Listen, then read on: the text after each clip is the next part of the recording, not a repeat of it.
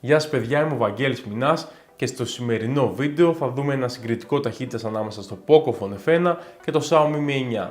Το Pocophone F1 είναι μια συσκευή η οποία πρωταγωνίστησε και αποτέλεσε σημείο αναφοράς στα συγκριτικά ταχύτητα στην προηγούμενη χρονιά. Εξοπλίζεται με τον Snapdragon 845, 6GB μνήμης RAM και το σκορ στο Antutu είναι γύρω στους 280.000. Από την άλλη, το Xiaomi Mi 9 είναι η ολοκένουργη ναυαρχίδα της Xiaomi, φοράει το ολοκένουργιο chipset της Qualcomm, το Snapdragon 855 και εξοπλίζεται με 6GB μνήμης RAM, τουλάχιστον η έκδοση που κρατάω στα χέρια μου. Το σκορ στο Antutu είναι γύρω στους 370.000 και όπως καταλαβαίνετε η διαφορά είναι διόλευκα καταφρόνητη, είναι γύρω στους 90.000 και σε αυτό το βίντεο θέλουμε να δούμε κατά πόσο αυτή η διαφορά θα φανεί και στο τεστ που θα κάνουμε. Επίσης κάτι άλλο πολύ σημαντικό είναι το πόσο καλή διαχείριση μνήμης κάνουν οι συσκευές και το αν θα καταφέρουν να κρατήσουν όλες τις εφαρμογές στη μνήμη. Αυτά λοιπόν με τα εισαγωγικά, ας μην χρονοτριβούμε άλλο και ας περάσουμε στο βίντεο.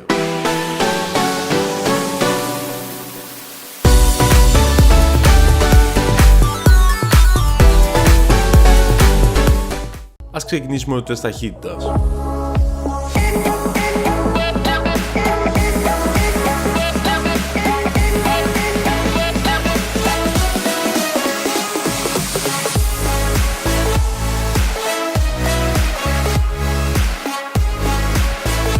Ήδη από τις πρώτες εφαρμογές, το Mi 9 έχει πάρει ένα μικρό προβάδισμα.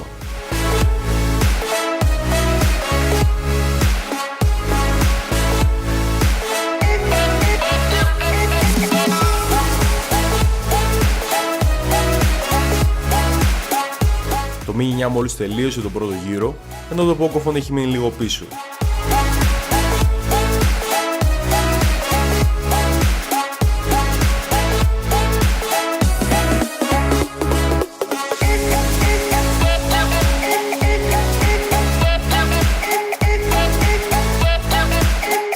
Το Mi 9 παρόλο που δεν κατάφερε να κρατήσει όλες τις εφαρμογές στη μνήμη, τερμάτισε πρώτο, ενώ το Pocophone κάνει έναν εκπληκτικό δεύτερο γύρο, κρατώντας όλες τις εφαρμογές στη μνήμη, μειώνοντας πολύ τη διαφορά του πρώτου γύρου. Όπως είδατε και εσείς, το Mi 9 ήταν ο νικητής με μια μικρή διαφορά στο τέλος. Στον πρώτο γύρο, στον οποίο στην ουσία κοιτάμε το πόσο γρήγορα ανοίγουν οι εφαρμογές, είδαμε ότι το Mi 9 είχε κάποια διαφορά από το Pocophone. Παρ' όλα αυτά, η διαφορά αυτή δεν νομίζω να δικαιολογεί τους 90.000 βαθμούς διαφορά στο Antutu. Στον δεύτερο γύρο, ο οποίος θεωρώ ότι είναι και ο πιο σημαντικός, είδαμε ότι το Mi 9 δεν μπόρεσε να κρατήσει όλες τις εφαρμογές στη μνήμη σε σχέση με το Pocophone. Και σε αυτό το σημείο να σας πω παιδιά ότι σε προηγούμενα συγκριτικά ταχύτητα τα οποία έχω κάνει έχουμε δει συσκευές με 4GB μνήμης RAM να μπορούν να κρατήσουν τις ίδιες εφαρμογές στην μνήμη. Ο μόνος λόγος για τον οποίο συνεχίζω να κάνω αυτά τα συγκριτικά ταχύτητας δεν είναι για να δούμε αν μια συσκευή κέρδισε την άλλη για κάποια δευτερόλεπτα, δεν έχει κανένα νόημα ούτε αλλάζει κάτι στην εμπειρία χρήσης.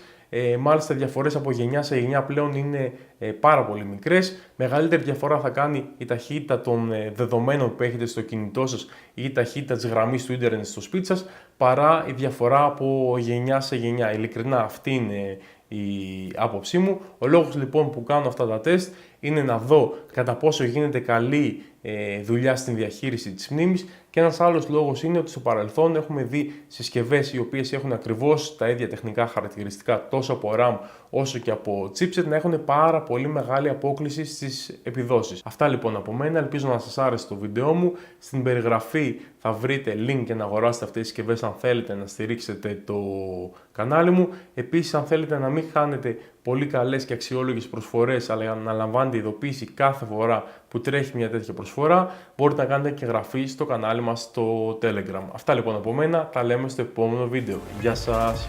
Και φυσικά αν σας άρεσε το βίντεο μου, μην ξεχάσετε να κάνετε like, subscribe και κλικ στο καμπανάκι των ειδοποιήσεων για να μην χάνετε ποτέ τα νέα μου βίντεο.